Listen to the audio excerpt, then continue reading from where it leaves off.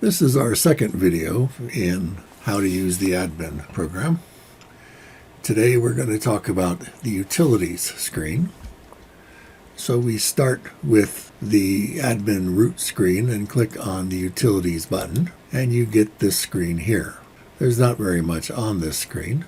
The first thing we'll talk about is the Quickbooks import generator. When you use our connection to Quickbooks, we have to generate a file of information in a Quickbooks defined format. That information will then be reported into Quickbooks. To generate that, you simply click this button and you get all this information here saying it wrote one invoice and one class record. So we can see that a file named qb.iif was created just a few minutes ago. If we look at that file, you'll see it has a lot of funny looking stuff. The important thing in this case is that it generated a class, whatever that is, and it generated an invoice. That invoice occurs when you sell a car. This is a format that QuickBooks has defined that QuickBooks can import. I'm going to talk about re-identifying a stock number next.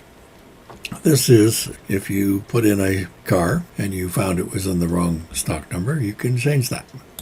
Click on this. Select the vehicle, let's use 7033, put in which you would like it to be, 7, and apply the change. This gives you a whole bunch of information about what it did change, and if you got that, the change was made. Close the screen, bring up the inventory program, and 7033 is now 7033X. If you want to unwind a deal, we can do that with this button. Here again, you enter the stock number. Going to unwind that. Found the car. Here's a customer. Started that. Did this. Deleted. Unwind. So now, if we bring up the deal program and go to 7032, here you have the program that had previously been sold. In the middle of this screen, there's two different things. One is the consignment giveback. What this was originally designed for was when a customer gives you a consignment to sell and it doesn't sell, when he takes the car back, you want to get it out of your inventory.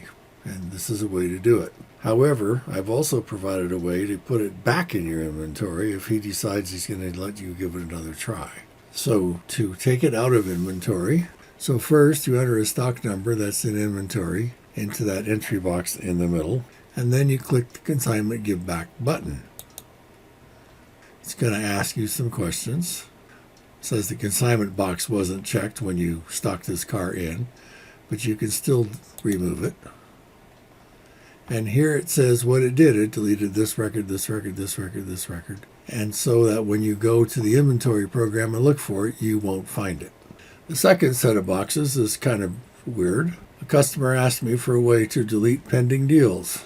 So if you put in a stock number and you click the first button, part 1, you'll get a list of all the pending deals that exist for that stock number. So let's just say we want to get rid of Jane and we want to get rid of Ezra. Now I can click Delete Pending Deals Part 2, and those two pending deals go away, but the stock number remains with all of the other pending deals.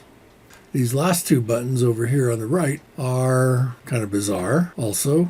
So when you create a quick quote deal, and when that deal gets imported into the deal program, you have a choice to rename the quick quote fake name to a real name. If for some reason you don't do that, when the car is sold, the pending deals go away, but the fake names don't.